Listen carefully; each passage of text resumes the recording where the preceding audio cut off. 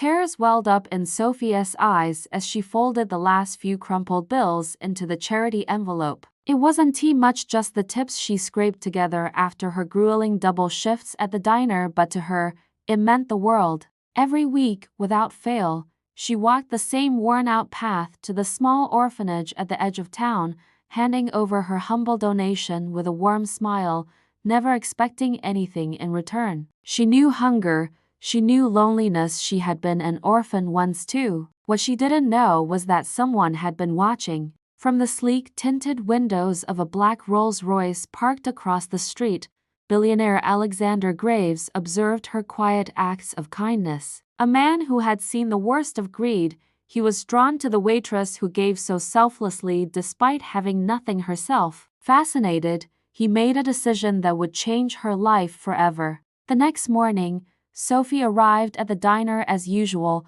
only to find the entire place in chaos. Her manager, pale-faced and trembling, rushed to her with a letter. Hands shaking, she tore it open, her breath hitching as she read the words inside. "Because you've given the world your kindness, it's time the world gives back. Your debts are cleared, and your life is about to change."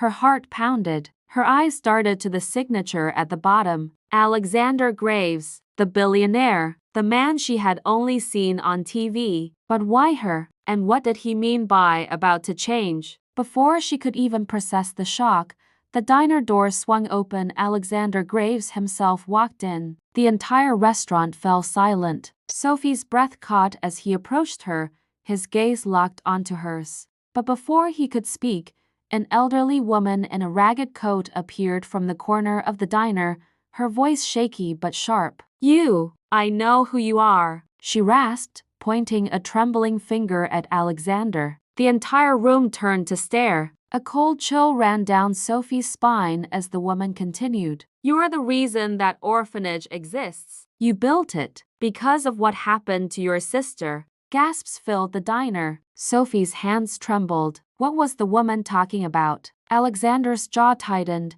his usually unreadable expression faltering for the first time. His sister? Sophie had never heard anything about this. Then, as if reading her thoughts, Alexander finally spoke, his voice low, haunted. "Sophie, that orphanage? It's not just any orphanage. It's the place where my sister disappeared years ago. And you just might be the key to the truth I've been searching for."